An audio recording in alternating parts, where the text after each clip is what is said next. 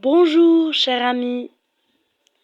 Aujourd'hui, on va voir le cours Les tubes de prélèvement sanguin. N'hésitez pas de poser vos questions.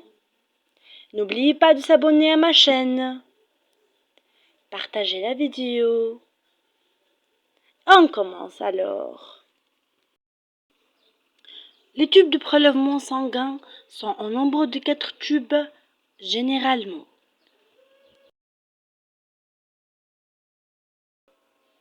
Tube 1, c'est tube citraté.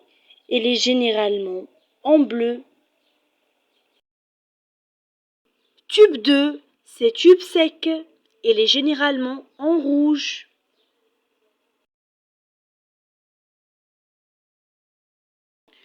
Tube 3, c'est tube épariné. Il est généralement en vert.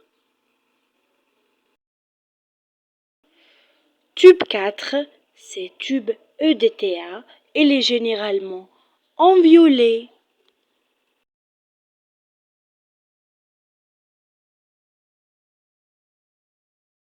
Important, lors de prélèvement sanguin, l'ordre de remplissage de ces tubes est assez important.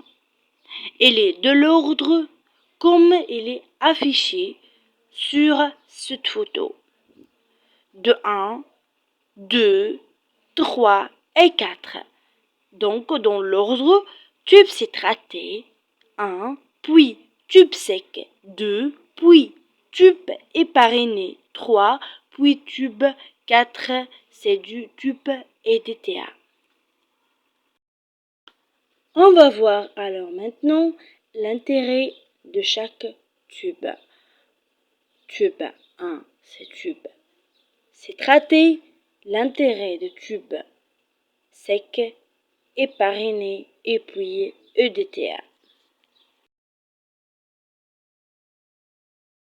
Tube citrate. Il est intéressant surtout pour les phénomènes d'hémostase et de coagulation. À travers ce tube, on peut savoir le TCA qui est le temps de céphaline activé. Ce temps correspond au temps de coagulation d'un échantillon dans le plasma sanguin. On peut chercher aussi le TP qui est le taux de prothrombine. On peut chercher aussi le fibrinogène et savoir le groupe sanguin.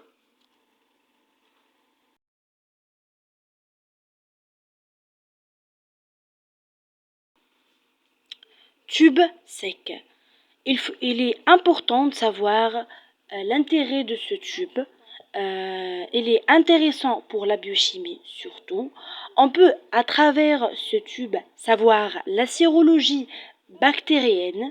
On peut savoir le salmonella. On peut aussi savoir la sérologie virale. Par exemple le HIV, l'hépatite A, B ou C. Le rubéole aussi. On peut savoir aussi la sérologie parasitaire, les marqueurs tumoraux et l'hormonologie.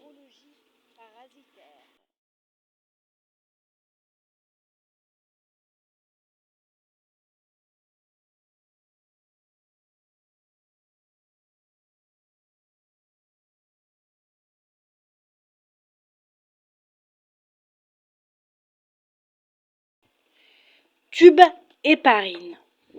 Il est intéressant pour la biochimie. Il est intéressant pour savoir le taux de glycémie, de l'urée, de créatinine et savoir l'azate sur alate. Aussi, la bilirubine, le cholestérol total sur HDL, le triglycéride et savoir aussi l'acide urique. On peut ici savoir le calcium, l'ionogramme sanguin, le fer sérique, le phosphore et le protéine totale. Vous voyez comment il est intéressant ce tube pour savoir la biochimie.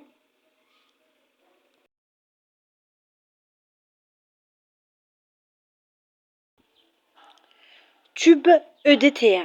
Il est intéressant, surtout dans le domaine de l'hématologie, la virologie et l'hormonologie.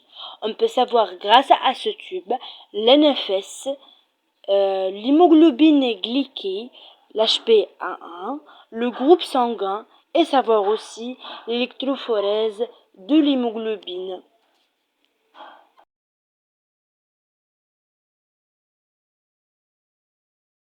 Merci pour votre attention.